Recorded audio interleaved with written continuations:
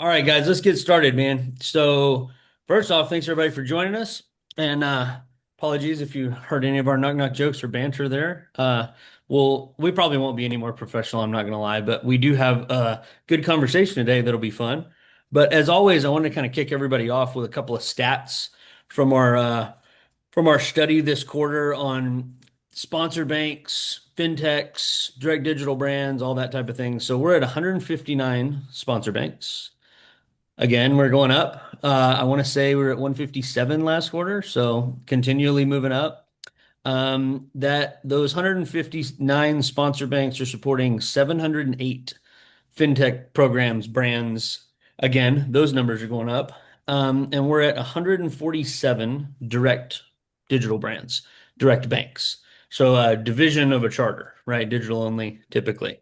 That's going up as well.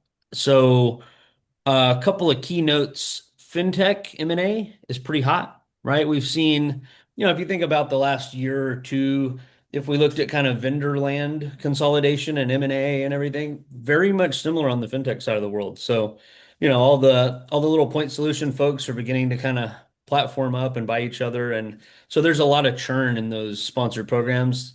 For our sponsor banks on the call, I bet you felt some of that, right? I would My hunch is expect more because those numbers, I was actually pretty shocked at how much of that we saw this quarter. The other one I was going to talk just briefly about is we've had a lot of deregulation in this space, right? So, I mean, hey, I'm not saying it would be impossible to get a consent order right now, but a lot harder than the last couple of years. And I think with some of the orders and things we had out there, we got a real roadmap for at least, what do you think, Matt? At least what not to do, right? Oh, In lieu of guidance, we have all the guidance on what not to do if you read through the consent orders. So I think that's definitely helped and certainly has helped a lot with new entrants as well. yeah, we're hearing Um, more of banks that's getting into it too, and they're like, "Shh, just don't tell anybody." yes, definitely quieter. The theme of everybody being very forthright and behind the scenes with their regulators absolutely continues and stronger than ever. I think that's super positive. But as for folks wanting to be waving the flag and yelling, especially newcomers, that has been a lot quieter. So, I mean, I think we all can kind of see why. On the upside of regulation, I definitely note just keep an eye on all the crypto stuff and stablecoin and everything else. We've just got a lot up in the air, and we'll see how everything shakes out. And then lastly, I would say to Matthew's point there, on our kind of from our conversations with newcomer sponsor banks and those looking to get into the space or actively engaged in projects, we call that our sponsor bank watch list. That's bigger than it's ever been. So I would say we are growing healthy, and the rumors of sponsor banking demise and the evolving problems are not evolving anymore. So we're doing good. Um, Matt, I'll kick it over to you. Why don't you introduce Danny and talk about what we're going to talk about today? Yeah. First off, Danny, welcome, man. It's good to have you on. Happy to be here. Danny, we've known each other for quite a while through multiple lives. Eight Managed years. all of it. 8 years. Wow. I was Yeah. trying to think the other day when we first met. It feels like yesterday. Excuse me. Yeah. So I'm personally excited about this one because a lot of times vendor due diligence is probably one of the hardest things in a bank. The pipeline's just bananas. I've done process improvement through a couple of different lives and trying to figure out where our biggest struggles are. And it seemed like this was always a big one. And you guys, it appears, are doing a heck of a job of solving this problem, correct? Yeah, it's pretty interesting to me, having been in financial technology for the last 12 years, and certainly a spot I'm grateful to be in where there is quite a real problem experienced from the smallest bank to the largest FI in the country. And we're in market right now bringing a solution to people that are fighting really hard to keep a robust risk framework, but maybe headcount is minimized. Many people oftentimes wear multiple hats. So we're having a lot of fun right now, quite busy. Yeah, I'm I think excited to see your Danny. slides. I'm excited to see your slide deck because so many banks are asking a question. Tanner and I, we found ourselves in some boardrooms, talking to bank boards, going, "Hey, help me understand AI. Help me understand what this means." And we think the biggest bang for the buck now today is in back office around efficiencies. So I think this. That's where I was going to go, Danny, is I'm thinking about, look, if let's say I'm a very small traditional style community bank, I probably buy virtually all of my things through one third party because vendor management, risk assessments, due diligence, all that headache is a real nightmare. So I see big opportunity on that side. Likewise, if I'm doing less traditional, that could be sponsor banking or plenty of other things. I'm thinking about ongoing monitoring, tons and tons of third-party programs, and a lot of vetting that goes on. I mean, it's the same thing, but probably much more profitable and at hyper scale. So walk us through it, man. I'm excited. Yeah, we'll get into it. We'll certainly keep it conversational. Let me share my Yeah, and screen here. if anybody has questions, just drop them in the chat as we go along, and we'll pause occasionally, Danny, to take questions. Oh, I love that. That's Over to you, perfect. buddy. Alrighty, thank you. So when I started here at Coverbase about a year and a half ago, one of the first people that I spoke to was my good friend Mark Rayberger at the time up at Customers Bank. If you don't know Mark, you've probably seen his shirt and you just don't realize it. Incredible human and a great innovator in the financial tech space. And as we walked through what we were doing here, he said to me, this is the perfect AI use case. And I said, tell me more about that. He said, well, applying AI agents today to tell me what interest rate to give a borrower, maybe we're not ready for that yet. That can be quite hairy. That can call upon several corners of a regulatory world that banks don't want to deal with yet. But to say uh, AI agents can engage with documentation, serving up to you what's most important, and filtering out the boxes that are clearly checked as we go through, as you said, Matt, vendor management, vendor risk processes. It seemed to him one of the most common sense use cases he had seen at that time. And I grabbed that, I believed in that, and I've carried that forward over the last year and a half and seeing dozens and dozens and dozens of banks agree with that. And so we do believe that AI agents are great for banks, but we believe actually that they're an imperative as we think about not just evaluating traditional third parties, right, like bank vendors, but in the BaaS space. And so as we work with institutions across the financial landscape, this is one of the fastest growing for us. Many people are seeing what Vantage Bank is doing across the stablecoin universe, and they're doing great things with us and how they think about assessing the risk of a program or partner in that arm of their bank, and certainly many other institutions such as Coastal Community, Thread Bank. And we really have found, Matt, you probably know this, either from your time here or with the Texas group that you led oh so well, or Happy State Bank, the exponential load of paperwork to assess the risk of a program versus a traditional vendor. Not that a critical vendor like a core provider or OLB is not a lift, but if we start to think about all of the different document types we need, all of the questions that we need answered to assess the risk of a program, it is that and then some. And so we believe that embedded finance, and you guys just said it as you went through the numbers, up to 159 now. We believe that it will probably grow faster in the next 30 months than it has in the last decade.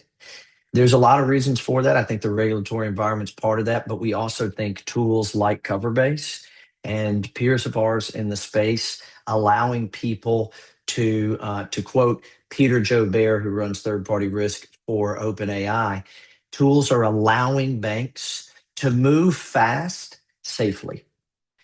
And absent those tools, banks are quite manual, and that's a lot of what we're seeing today. And so I think the starting blocks for us is, what does it look like to grow as an FI today, particularly one with lines of business involving fintech partners and embedded finance programs, through the lens of managing the risk of those third parties and partners. And so that's really, I think, the foundation for what I'm going to talk about today. Um, And it's really going to start with a bit of a joke here. I don't know. Everybody's probably seeing this on the Facebooks today. Everybody sees this, right? He's probably thinking about women, and he's just this guy's a partner risk analyst, and he's just wondering why do I ask 486 questions, and then I'm going to have to read 500 pages of documents to make sure they told me the truth. He's just confused, guys. He loves his wife dearly. He's not thinking about any other women. Okay, so this is really the battle cry of about 75% of the institutions we serve. And I want to really caution everybody, all jokes aside, to know that to date, we have never asked anybody to negotiate a first principle. And so a first principle may be, we want to know, does this vendor have a password rotation cadence of 90 days or less? We would never ask you to negotiate that or get in your boardroom and change risk policy. What we would say is the vendor should have a password rotation policy of 90 days or less. We're going to honor that first principle, but now we can utilize third-party audit material, vendor-attested policy documentation as the source for whether or not they're adhering to that control or requirement for your institution, rather than let me send you all these questions, you give me your answers, and then step two is I'm going to look at your answers in your documents and validate what you said to me. The market that's moving quick today and that's seeing things happen like what's on our screen now is the institutions that are saying, let's not negotiate the first principle, but are we getting there the right way? And so we're starting to see a lot less institutions ship out hundreds of questions, but rather begin with a request for evidence. What questions can be answered? And maybe 400 or 500 turns into 50 or 60, drastically reducing that first step in the process for both your partner or vendor for the bank, and then, of course, your internal team. So as we think about maybe a broad stroke to kick this off with, it's an idea that everything we do with artificial intelligence honors the first principles. It honors what regulators are going to want to see to back up your claims of why somebody is supposedly adherent to a control you have in place.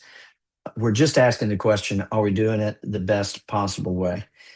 And so, Matt, that's really how we think about this at a 10,000-foot view. Danny, I'll say that one of the biggest mistakes I ever made at a bank, and I've probably picked Tanner up off the floor, he's gonna laugh so hard, was we sent out an RFP one time. And oh my God, I'm telling you, like, we sent out like 5 RFPs on a project, and each one of them came back with 500 plus documents. Who the hell has time to read that, right? I mean, that's probably a big lesson learned on my side.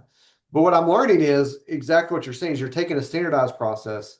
Let's figure out how to make this thing efficient, where we don't have to go read all this documentation, but we can come out and find out what really matters and where our risk thresholds within our bank are and make those standards and use AI to help us out. I was thinking the same thing. It's That's right. funny that you mentioned you went straight to RFP because I knew you'd I appreciate was it. thinking about how cumbersome that is, from a vendor perspective. And it's Danny, it's almost like you need to flip the RFP process upside down a little bit, go out and collect all the information from all the vendors, then run it against, that collection method and then see what the delta of questions remaining is. And I can tell you guys from let's just think traditional and the vendor landscape, the amount of cost that goes into those sales cycles and specifically the RFP side, unbelievable. I mean, I've had multiple previous lives where we had 6-figure annual expense just in responding to RFPs, and a lot of typically some of your best really winning vendors, they won't even respond to RFPs because they don't need to. Yeah. No, it's a valid point. Anytime that there is evidence that we will call upon to be source of truth, why would we not start there? We found in 2025 that when you send a partner or vendor a due diligence request, and that due diligence request was just for evidence and documentation and not the 300 question questionnaire, your response time was 78% faster. Now, I don't sit in a revenue seat at a bank that deals in embedded finance and BaaS. And so I would not posture a number. I would just ask if you could onboard in 8 days instead of maybe it's 55 days, 54 days. What does that do for revenue creating opportunity? What does that month and a half, 2 months do for you? I don't posture a number. I just think it's worth pondering. And when we think about the head count in your institution, if technology continues, I heard you mention earlier M&A activity heating up in fintech. There was a lot of interesting stuff popped off over about the last 10 days. But in that, we're seeing that because there's new tools every day that are great tools. And if you have two people in a partner or vendor risk function in your business, which is actually the case with this bank, then you have a question to ask. Do we want to be able to go fast where it is safe and helpful? And if that answer is yes, then it's like, well, do you want to pay somebody else $82,000 a year to be a risk analyst and come in? Or do you maybe want to grab onto software that you could utilize with your existing team? And it's funny. That's really what we've seen in my year and a half here. I cannot think of a time where a company implemented Coverbase and then they laid off a bunch of people. It's actually just been their people were losing their minds. Executives, third party risk management, partner risk had a PR problem. They're brokenhearted because they're giving it all they've got.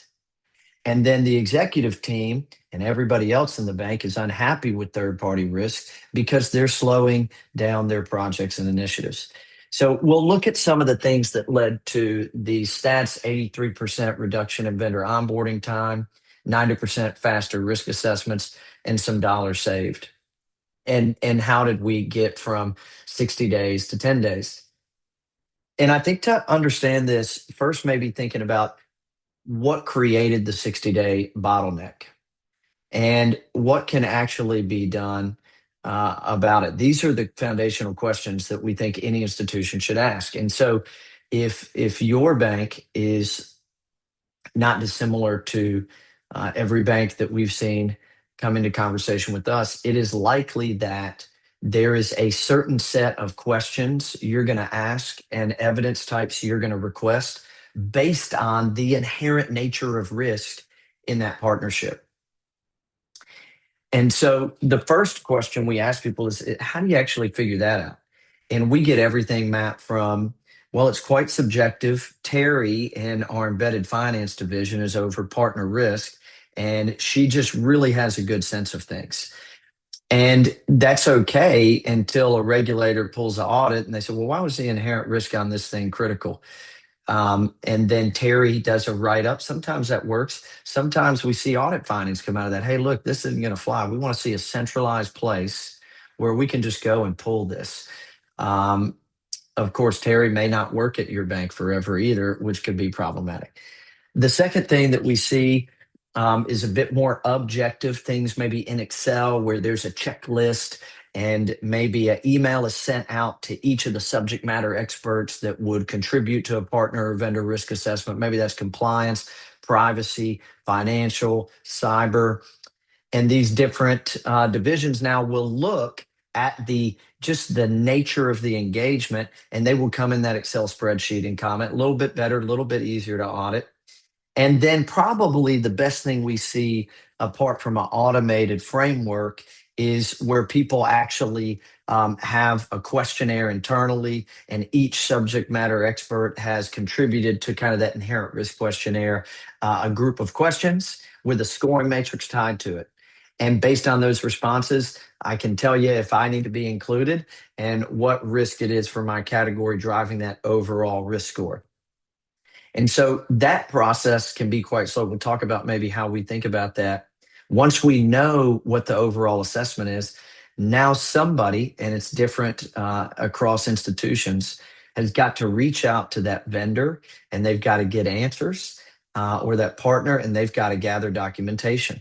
And this is quite a chase. In fact, in a quarterly survey that we run for 5 quarters running, it's been the same 4 biggest headaches for partner and third-party risk professionals. And that has been hunting down documentation. That has been what we call the risk review bottleneck. When we actually get it all back, now we've got a lot of reading and logging to do.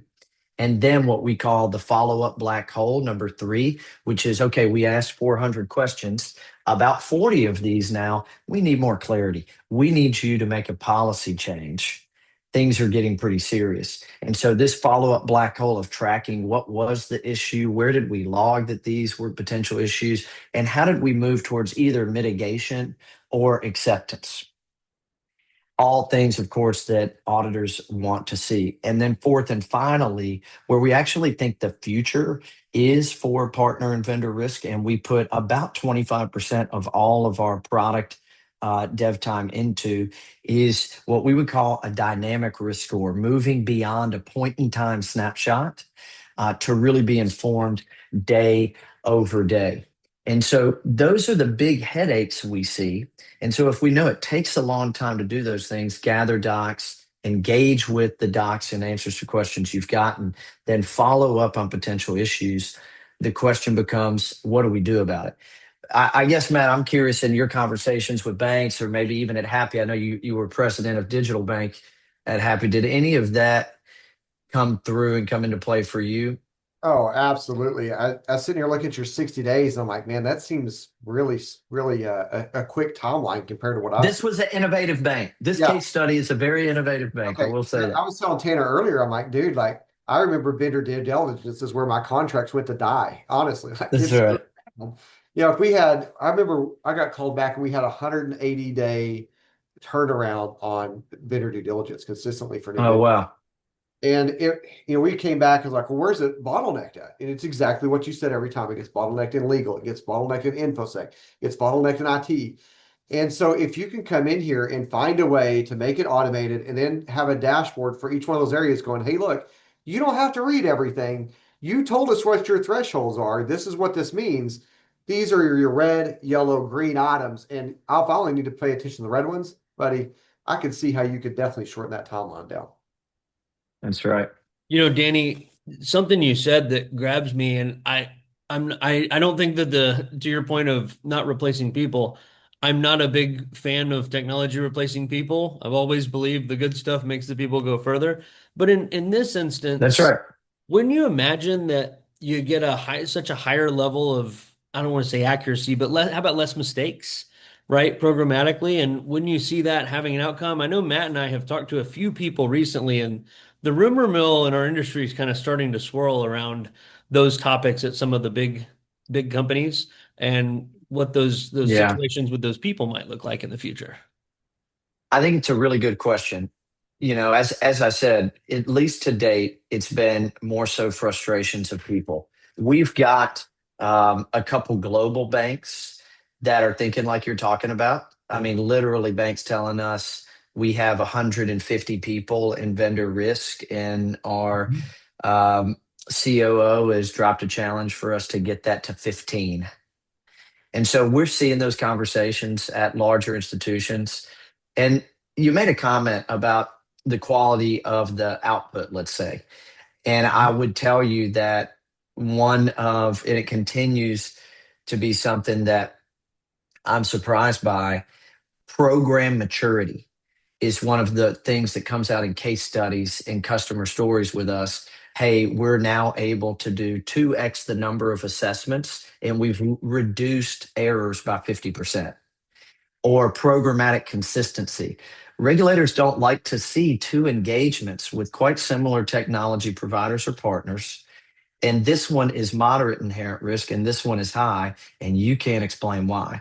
When we build out a framework of controls, which we're going to talk more about in just a moment, and then we bring in evidence, it's not as subjective. We do leave some room. We'll talk about a little bit of the difference between, it's almost like you knew what my next slide was, between deterministic AI and probabilistic AI. And this is one of the bets we placed early on.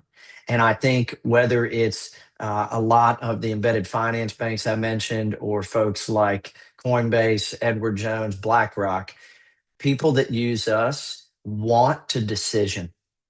And that's where I'll close my remark on your comment. They don't want the decision to be made by the AI.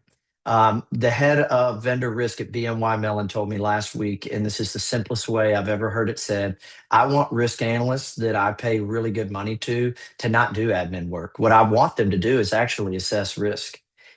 And I think it's really that simple. And so same team, more risk is tied to this idea that there's more great tech out there. But just because there's a lot more tech that maybe banks want to utilize, or just because there's more opportunity because of their asset size now, and they can bring on 4 more embedded finance partners and they want to crank up those programs, it doesn't mean that they have more people to assess the validity or the risk of certain programs. And so we see a lot of 2-person teams looking at 20, 30, and we're talking programs, not just traditional vendors. And the reality is, regulators don't care and bad actors don't care. Bad actors probably love it. They want to see something that checks a box as a regulator, and bad actors just want to see where you're vulnerable. And probably everybody on this call knows that just under 40% of their breaches come through third parties. But what a lot of people don't realize is almost half of those are bank side configurations, how they had that configured with that third party. And so we'll talk a little bit about that. And then closing thought on the more risk. A big point to consider here is what we've seen with the NIST framework. If you're in cyber, if you're in vendor risk, you're real familiar with things like the SIG and ISO and NIST. And in the last couple of weeks, we've seen significant changes, and they're all around expansion. So what do you do if you have a questionnaire today, or you use a model today that becomes obsolete tomorrow? For most of our peers in the industry, they would just tell you, hey, we're sorry, you had to take those 8 questions and just kind of do those manually. And so another bet that we placed was not just using probabilistic AI to give you a little bit of latitude to decision, but also you can create any control set that you want. And this is so important. We would think about maybe closed architecture AI as a bit of a black box. Hey, here's the 5 questionnaires and control sets that work with our artificial intelligence. But the providers like Coverbase that are saying, no, listen, the chief risk officer may push out a 35 AI questionnaire tomorrow, 35 question AI questionnaire tomorrow, that now their partner risk and vendor risk folks have to engage with in their assessment. So if our architecture is too rigid for them to now embed that in the way they measure risk with our tool, it's not going to be much of a tool. And in the last couple of weeks, when we saw NIST expanded controls in their AI sections, more questions around the AI NIST framework, and they've now gone from 6 sections in the NIST to 7. They added governance. And so you're seeing those things change. And when the NIST framework grows, your lazier regulators, guess what? They grow their expectations just aligned around NIST. So what you see today that's probably going to help you better protect your institution, tomorrow, if you haven't taken action, will probably be a regulator come in and say, listen, whoa, why aren't we checking X and Y? And so we want to give you a platform that allows your team to get to the moment of assessing risk, but be the decisioner. And then as risk changes, and so the way that we govern, measure, and interpret risk changes, we want our tool to be able to expand that way too. These are a couple big ideas that we're seeing just frankly allow us to win a lot of business right now, because banks want that flexibility and they want something that can evolve over time. Danny, I just have to compliment you on like you're like the greatest educational, like I think I'm sold, man, you know? You're not even a Well, real sales guy. You're like a teacher. You got me. what's really fun about this is I think there's so much nobility in the profession of risk that we don't think about. We were at our client advisory board out in Napa, and we were just talking about. I just walked through 3 or 4 big breaches, and just Mhm. normal people that lost $72,000 in a checking account with this fintech, or $48,000 in a checking account with that one, and such was their sponsor bank. And so, if it's true that third party risk and partner risk people have a public relation problem, I think it's also true that folks outside of those business functions don't understand what's at stake. Because if we don't properly protect the way that we build technology, we can't properly protect the end user. And you're talking about everything from marriages being wrecked to suicide. And this is just real stuff that happened in those instances. And so I'm passionate about it because I just freaking believe we got to do better. And working with institutions, quite honestly, that are more on the embedded finance side, these are like the innovators, man. And so I love being with people like that. Um, the next big idea for us as we think about being really great at visualizing and measuring risk, even with a small team, is moving on from the default. The default is like reactive, either reactive to a regulator's request or reactive to something bad that's happened. And so if we think about what that means, it means most third-party risk folks are reacting to things that happen relative to a cyber breach. Maybe a key provider stock went down 32% in a day, and they don't even know until a week later. And there's some stuff that now has taken place. And boy, if they would have known when it happened. And so rather than get caught up days into drama that's created by a partner program or by a traditional vendor in your institution, the question that we ask is like, what would it look like to actually be proactive? Maybe be out in front of that. And maybe you can't bring on two more people in the institution at $90,000 a year plus benefits. But could you tool up your people with something that would allow them to be proactive, even though they only have 40, maybe 50 hours in a week? And so the way we think about this, Matt, is like, what if we could take the power of AI that obviously we roll out for things like assessing documentation against requirements and risk frameworks that our different banking customers utilize? But what if we applied this to things like dark web scanning? Or things like there's incredible websites that do a great job of down detection, and their whole business is seeing when SaaS companies go down and tattletelling on everybody. What if we could plug into that data and then allow you to take the power that we see in these large language models, just like you would talk to ChatGPT in free language, and build these alerts that are custom to what you'd actually want to see? In our world, we call these detectors. But the bigger idea for banks is really just like, there's so much great data out there, whether you have a partner like a Coverbase or not, that you can access to bring your program towards a proactive, real-time view of risk and move away from reactive. I mean, we would tell our customers, if you're asking, hey, what's XYZ partner's SLA to let us know when they've been breached? We would tell you that you're putting power in the hands of a third party that you can and should hold yourself, that you can know about that breach in some cases before they know, and in most cases before they get around to the email to let you know. And what does it mean when it is a breach or an issue that could affect dollars in depositors? If you could have cut off connectivity 36 hours before you actually did. I think, again, something that I won't ponder or that I won't posture a number on, but probably worth pondering. We've seen a lot of real life cases in our environment where people saved millions and millions and millions of consumer funds, which in some cases probably saved potentially from even a 10-figure lawsuit against that institution. So looking at those external data feeds, but of course you only have two people, so we can't show you everything. So building out those custom detectors. And then lastly, Matt, like, this is a new one. We actually unveiled this in May out in Napa as well at our customer advisory board. Our first customer just went live with it. So transparently, this is a new thing.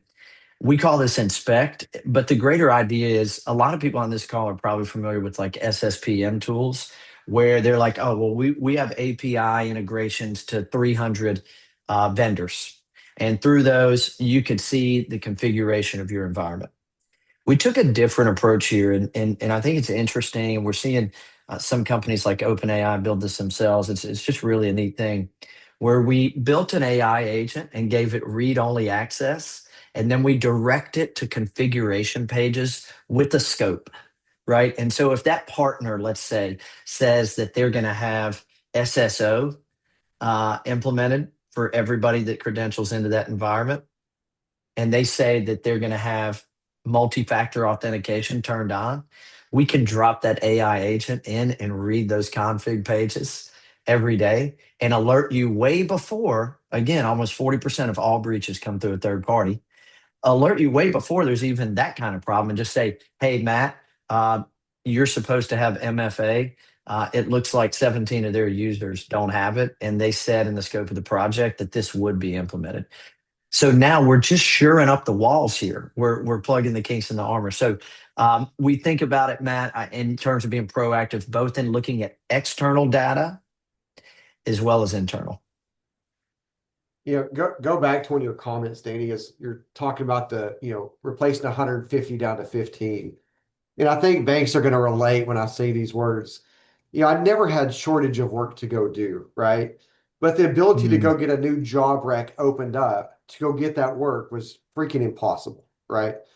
What you're talking about now is lowering the workload on your existing employees by making them more efficient, removing all the manual processes, and repurposing them to actually think like humans and make critical decisions. So in thesis, as you remove all the manual bullshit that we have to go do, right? All the stuff that drives us absolutely bananas, and all of a sudden now we get AI to go help us move through this thing faster. I don't need to go open up new job recs because I can repurpose my employees to go do things that actually matter within the bank, aka making those critical decisions and getting proactive. So I love where you're headed, man. Yeah. They want to do that part of their job. They don't like sending 7 emails to the same entity asking for the same piece of paper. If you can get that in your culture where you say, look, we're not replacing anybody's jobs, right? What we're going to do though is we're going to remove all the mundane stuff that you do every freaking day to allow you to go do some cool stuff. And I did this at the banks I worked at. I mean, especially at Happy State. And you would see these eyeballs light up like, oh my gosh, this is great. We'd start high-fiving them as we start doing this.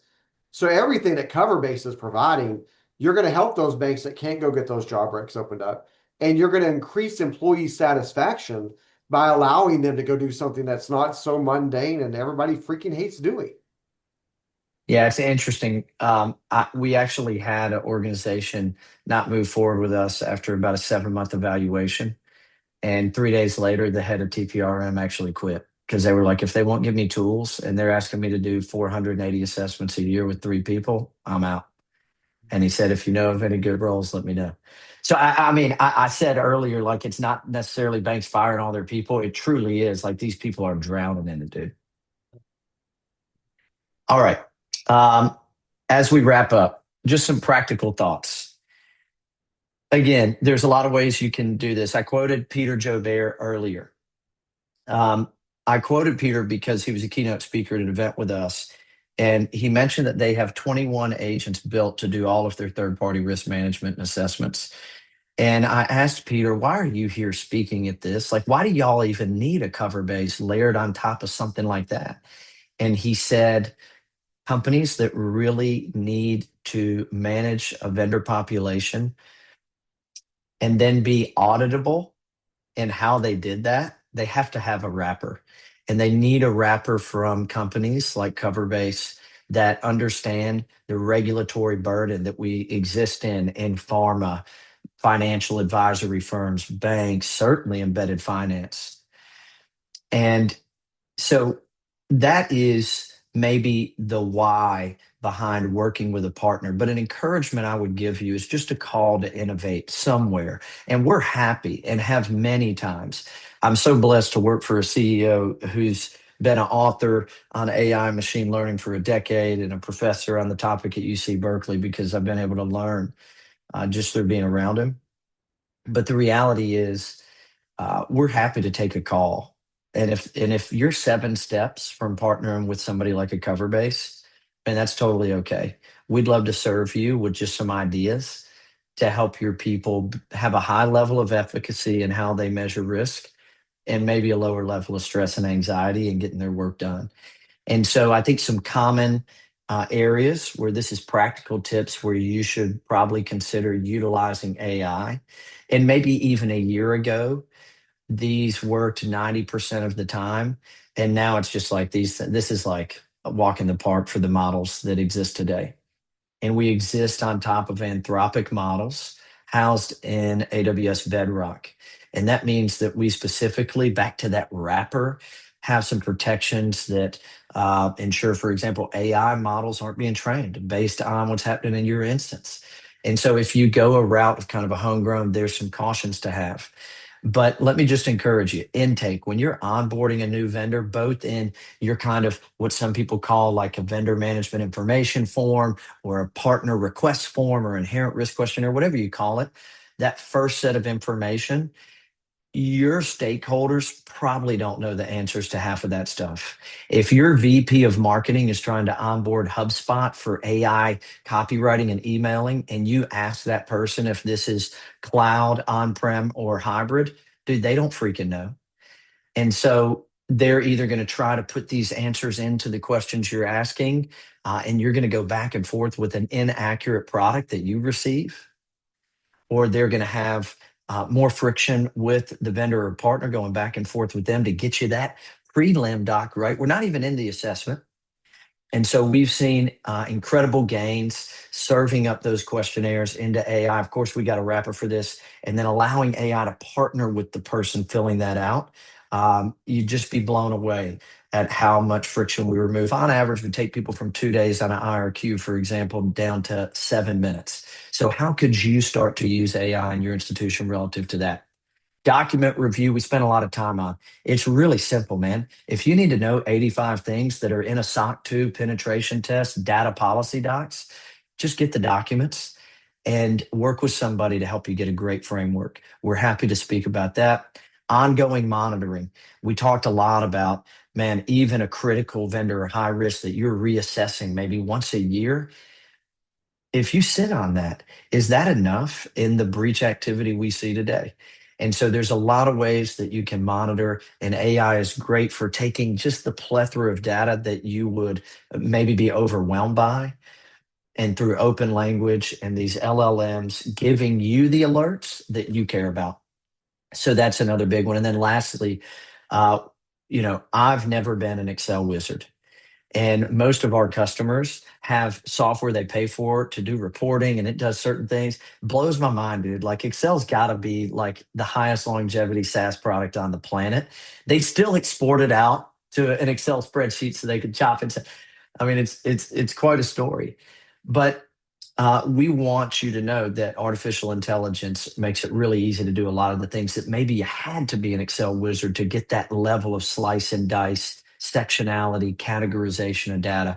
And so these are some ways, if I'm running a BaaS or embedded finance program at a bank today, that I'm thinking about how I can employ LLMs and AI agents into my practice while still keeping the human in the loop. Mhm. Well said, Danny. Something you said there on monitoring, thinking about, constant monitoring on my fintech programs, thinking about, I mean, everything down to their messaging, what's on their website. And I mean, there's just a ton of change there. And I mean, I haven't, outside of something like this, really seen anybody do a great job there. And it is a massive headache to try to keep up with. And I've long thought that's one of those, you see enough of that language out of the regulatory environment that they got their eyeball there, and we're probably going to start getting some hits there. And I think like you, I've run into a lot of bankers that are coming up with that from the regulatory side of, hey, we need to do a better job here. And with embedded finance, it's quite complex, isn't it? Because we see a lot of our customers even using things like what we would call a zero touch assessment, meaning we're not talking to the vendor, we're looking at different evidence types. So with something like Reg Z, maybe we need to make sure that since we last looked at the website, they haven't changed and removed where we need to be listed as the deposit holder. And um, what if you could just run an assessment every 30 days, totally done by AI, and it only flags you if something's out of scope? They stopped calling this the XYZ debit card, and now they're calling it the Nike debit card. You're going to get in trouble for that. You might want to take action. And so You're right. It's so complex, and being able to monitor what's happening day over day and not just once a year, I think is just becoming more crucial. Yeah, and unlike a vendor relationship and certainly a larger vendor, I mean, there's regulatory implications on anybody in vendor land, FFIEC, et cetera. You just pick, I don't know, pick a fintech program or a brand, the gas station, whatever it might be. There's you're the first and last line of defense at the bank, right? I mean, to your point, Danny, I mean, Mm, do they have an ADA compliant website? Probably a good question to ask because I'm probably going to get asked that, right? And to your point, showing that period of time of actually tracking those things. So I got a question that came in for you here to that topic of reporting and auditability. Crow yeah. asking, let's just pretend there was an issue of some sort. I got a regulator breathing down my neck. What does that backtrack look like? Can you walk us through that? Well, one of the mantras here is automation that lacks auditability is crap. It means nothing to our customers. All it does, instead of minimizing risk, it creates a different kind of risk for them. They're going to take a shortcut here and they may have a bigger problem later. So it's a great question. Um, what we would say, I think, is three main thoughts around auditability. Number one, even where a human decisions, you want the human to be able to very easily point to why they drove the decision. And with an AI native platform, the regulator's going to ask that question, right? And so with every, we'll stick with the same example. Vendor should have a password rotation policy of 30 days or less. The way that serves up in our platform, whether it says that this is compliant, partially compliant, not compliant, however, whatever scoring methodology the bank has, we build those based on what they want to call it. But we serve up to you, here's the score. And by the way, here's the document. It was the SOC 2 on page 62. And here's a screenshot of right where it said our password rotation policy is 30 days. So now if they come in and they audit you, what do you do? When we create a report, and one of the coolest things we've been doing in 2026 is just manage Coverbase, where we actually do the whole assessment for our bankers. But when we create a report, you actually have three versions you can choose from: summary, standard, or full. Standard's going to be that, probably with an embedded finance partner, pretty thick, maybe 15 to 20 pages. Mhm. But the full is probably going to be more like 400, because in the full, it shows what we call the activity trail, which is that audit ready. Every click, every item that your analyst said this is an issue, every email that got sent to an internal stakeholder, or a task assigned to them to either mitigate or accept, or emails we send to the vendor. We want it to be so easy for people to communicate within the tool so that everything is exported in that activity trail. And then lastly, to the point of those screenshots, every screenshot that goes with every question or control that drives why the AI made scoring suggestions is included in that report. So when people get audited and they get a list of 5 partners, they just pull those 5 full reports. And typically that auditor gives a no notice. They walk away from the job that day. I mean, that's a lot of paperwork, Tanner, that we I now give understand. them to read through. But we got to make sure that everything's trackable. And we do that through the activity trail and all of the screenshots and notification of the evidence that drove scoring. Danny, I've Else- set up like three or four of these ERM tools for banks, and you're talking Mm. 12 to 18 months to get these things fully stood up. With you guys, that's probably one of my big questions as a banker. It's like, man, oh my God, this is awesome. I'm all in. What does it look like to stand this thing up? Yeah, it's a great question. Um, Not sure I can say the entity name. We'll just say a top 3 crypto exchange globally. When they started with us, that was their biggest concern, Matt. They Yeah. needed a big lift in productivity with the quickest speed to value. And so originally they said, we only want to do assessments. We need you guys to integrate into Process Unity. There our risk management platform more broadly. And that was the situation for about a year. About 4 months ago, they came to us and said, you guys have built out all the functionality. We're now just spending whatever a year on Process Unity for like a glorified repository. And now they're migrating over. And so all of our customers are in a different place with what is their need to be live on a new solution. Some customers go out to market with an RFP and it's very drawn out and they know they got plenty of time, and they, from signature to go live, they got 6 months, and we can do the migration for them. And so we can achieve that. And then others, to your point, they sign and their previous provider sunsets in 6 weeks, and it's, man, we got to get it done. So we've had customers live that are just doing risk assessments in 48 hours. That's very, very easy to do. We just embed your control sets and questionnaires, and you're up and running. Man, and by the way, I'd be remiss not to say, we do autofill questionnaires with documents for our banks that love their questionnaires. So if you're like, our chief risk officer is not letting us get rid of our 9,000 questions, that's okay. The vendor or partner can upload all of their documents, and they're given an option to allow AI to use all of that evidence to answer the questions for them, and then they can attest or edit. I'd be remiss not to mention that. But I think that we just do what the customer needs. Hey, we need this quickly. Fine. We'll do a limited scope implementation right now. If or when it makes sense for us to be used more broadly, we're here for that. And I think, Matt, what separates us is we don't bill for professional services. I got a customer that's been meeting with us 1 hour a week for 14 months. And they didn't pay like some config and implementation fee that other people didn't pay.